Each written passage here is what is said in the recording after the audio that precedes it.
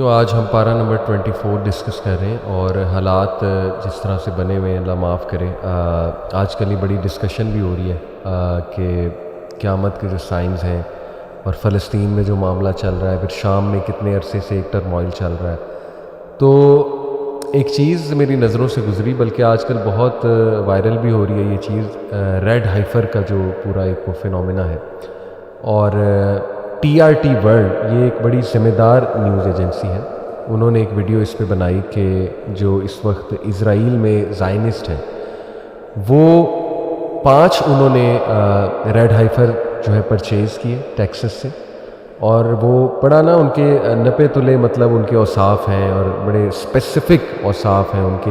یہ ریڈ ہائفر ہوتا ہے کیا میں بتا دوں کہ یہ کاف ہے جو غالباً جس نے کسی کو برتھ نہیں دی ہوتی یا شاید ایک بار دی ہوتی ہے, some thing like that, people can search it out. تو یہ بڑی اسپیسیفک قسم کا کاف ہے. اور کاؤ کا ذکر سورہ البقرہ میں بھی دیکھیں, بنی اسرائیل کے حوالے سے وہ جو بندے کا واقعہ تھا پورا. تو اب تھیوری یہ ہے, call it a conspiracy theory, لیکن ظاہر ہے کہ پکچرز آئی ہیں اس کی اور باقاعدہ لوگوں کے بیانات ہیں کہ ایسا ہو رہا ہے. اب تھیوری یہ ہے کہ اپریل میں they are going to sacrifice these 5 cows اور calves you can say, اور that's when because of that sacrifice they will demolish, اللہ معاف کرے, مسجد Al-Aqsa and start creating their temple, the temple of Solomon. تو احمد بھائی یہ میں اس لیے بھی ٹاپک میرے ذہن میں آیا کیونکہ سورہ غافر کی آیت نمبر 24 جو میں آج شیئر کرنا چاہوں گا, پہلی ریفلیکشن, جس میں اللہ سبحانہ و تعالیٰ موسیٰ علیہ السلام کا تذکرہ کرتے ہوئے کہتے ہیں کہ موسیٰ کو ہم نے بھیجا سلطان مبین کے ساتھ, یعنی کہ بہت ہی کلیئر سائنز اور اتھارٹی کے ساتھ. کہاں الا فرعون و حامان و قارون فقالوا ساحر کذاب, فیرو کی طرف, حامان کی طرف, قارون کی طرف, but they said he is a magician and a liar. اچھا, یہ جو فیرو, حامان, قارون, یہ ایک triangle of evil we can call it, جس میں فیرو ڈینوٹس سیکولرزم. یہ ایک سمجھ ہے, کچھ ہمارے آپ کہہ لیں اسکالرز نے بھی اس طرح بیان کیا کہ ایک سیکولرزم کا سسٹم ہے, گاڈ لیس سسٹم. اور قارون جو ہے وی کین کال اٹ ایک ایسا ظلم پر مبنی اکنامک سسٹم, اور وی میں ریلیٹڈ ٹو کیپٹلزم میں بھی, ٹھیک ہے. اور حامان جو ہے وہ ایک اسٹریٹجی میکر کا نام, کیونکہ حامان جو ہے یہ اسٹریٹجی میکر تھا فیرو کا.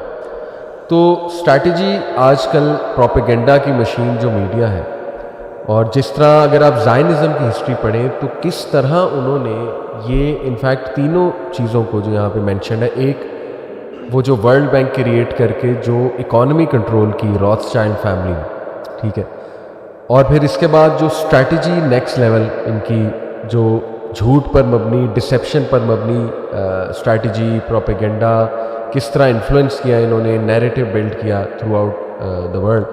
اور پھر فیرو, یعنی کہ فیرو کے اوصاف کیا تھے, arrogance. I am just trying to relate.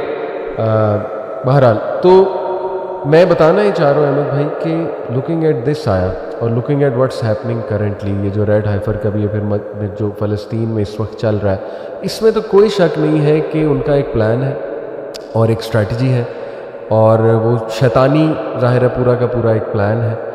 اور they are on their way to demolish نعوذ باللہ مسجد اقصی. اور اس کے بعد کیا کوئی وار سٹارٹ ہو جائے گی, آرمیگیڈون سٹارٹ ہو جائے گی. تو احمد بھائی آپ نے بھی چونکہ ریڈ ہائفر اس کو فالو کیا, what do you think about this? جزاک اللہ خیر علی بھائی.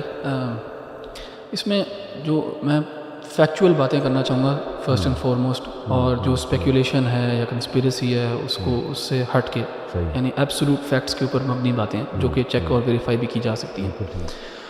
وہ فیکٹس یہ ہیں کہ جوئش ٹریڈیشن کے اندر جو یہ ریڈ کاف ہے, بقرہ ہے عربی میں یا کاؤ, اس کی سگنیفیکنس ہے, اور سورۃ البقرہ میں بھی ہمیں پتہ لگتا ہے کہ اس کی سگنیفیکنس ہے. اب اس کی سگنیفیکنس اینشنٹ ایجپٹ سے شروع ہوتی ہے, اور ہمارے ہاں علماء نے بھی لکھا یہ ہے کہ جب اللہ سبحانہ و تعالیٰ نے ان کو حکم دیا کہ کسی بھی تم بقرہ کو, کسی بھی کاؤ کو ذبح کرو, تو انہوں نے سوال پوچھنا شروع کر دیا. اور پھر جس کاؤ کو سب سے زیادہ وہ ریویئر کرتے تھے, سیکرٹ سمجھتے تھے, وہی ان سے جو ہے نا نکلوا لی. ایون دو پہلے اگر وہ حکم مان لیتے تھے کوئی بھی کاؤ ذبح کر سکتے تھے، لیکن جس کو سب سے زیادہ سیکرٹ سمجھتے تھے اسی کو اللہ تعالیٰ نے برآمد کروا دیا. اور اس کی ڈسکرپشن بھی قرآن کے اندر ہے، اس کے اوپر کوئی بلیمش نہیں ہے، یعنی بالکل وہ پیور ہے. اس کا رنگ جو ہے وہ بھی سیفرون اورنجش ریڈش اورنج رنگ ہے. تو اس کی سگنیفیکنس تب بھی تھی بنی اسرائیل میں یعنی یہودیوں کے ہاں، اور آج بھی ہے. ہمارے جو مفسرین ہیں انہوں نے ایکسپلین یہ کیا تھا کہ انہوں نے ایک قتل کر دیا تھا اور اس مقتول کو جاننے کے لیے اس کاؤ کو سیکریفائز کیا تھا، اور پھر اس کے ایک حصے سے جو ڈیڈ باڈی تھی جس کو قتل کیا گیا تھا اس کو جب مارا تو وہ زندہ ہو گیا اس سے. لیکن جوئش ٹریڈیشن میں اب اس کے ساتھ کچھ نہ کچھ پروفیسیز جڑی ہوئی ہیں. پروفیسیز یہ ہیں کہ وہ بلیو کرتے ہیں کہ یہ جو زمین ہے فلسطین والی یہ ان کی زمین ہے، اور جو ٹیمپل ماؤنٹ ہے جہاں پہ گنبد الصخرا ہے اور مسجد اقصیٰ ہے، دے بلیو کہ this belongs to them. And اس کے اوپر ان کا ایک ٹیمپل تھا سلیمان علیہ السلام نے جو بنایا تھا. ان کے نزدیک سلیمان علیہ السلام نے یہاں پہ ایک ٹیمپل بنایا تھا ہیکل سلیمانی. اس کو بیبلونینز نے تباہ کر دیا تھا. اس کے بعد انہوں نے دوبارہ اس کو کھڑا کیا اور پھر ٹائٹس نے یعنی رومنز نے اس کو تباہ کر دیا. اب ان کی جو ہے خواہش 1948 میں ان کے پاس یہ علاقہ آ گیا ایک لحاظ سے، اور 1967 میں ٹو بی اسپیسیفک.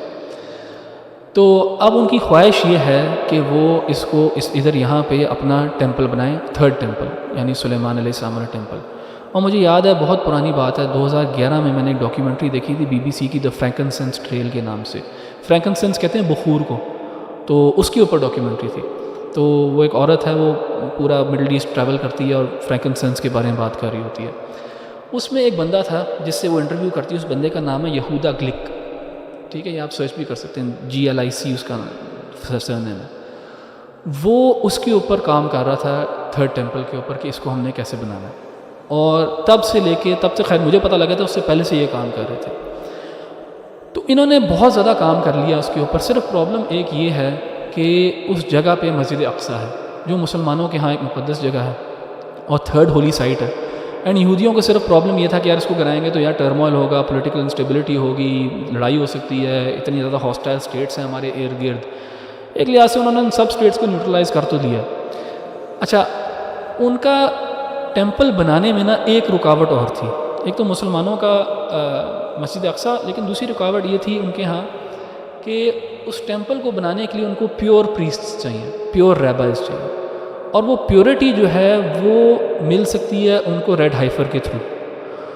اچھا، وہ امپیورٹی کیا ہے؟ امپیورٹی ان کے ہاں ان کی ٹریڈیشن میں امپیورٹی یہ ہے کہ اگر وہ کسی ڈیڈ باڈی کو ہاتھ لگا لیں یا کسی اور انسان کو ہاتھ لگا لیں جس نے ڈیڈ باڈی کو ہاتھ لگایا ہوگا تو وہ ایک سینس آف اسپریچول امپیورٹی کے اندر ہوتے ہیں.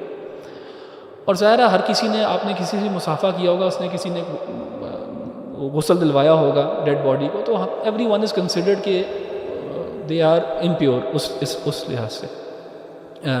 Impure to build the temple یا ٹو انٹر دا ٹیمپل. تو اس کو پیوریفائی کرنے کے لیے ان کو ایک ریڈ ہائفر چاہیے جس کو وہ ذبح کریں گے، اس کو کریمیٹ کریں گے، اس کی ایشز کو پانی میں ملا کے اس سے جب نہائیں گے تو وہ پھر پیوریفائی ہو جاتے ہیں، پھر وہ ٹیمپل انٹر کر سکتے ہیں. تو یہ ریڈ ہائفر ڈھونڈ رہا تھا، اور یہ ریڈ ہائفر کافی ریئر ہے بیکاز اس کے اوپر ایک بال بھی جو ہے وہ ریڈ کے علاوہ نہیں ہونا چاہیے، پیور ریڈ ہونا چاہیے یہ کاف جو ہے. تو یہ بہت ریئر ہے اور یہ بڑے عرصے سے ڈھونڈ رہے تھے. ہاں، لاسٹ ایئر ان کو ٹیکسس سے 5 ملی.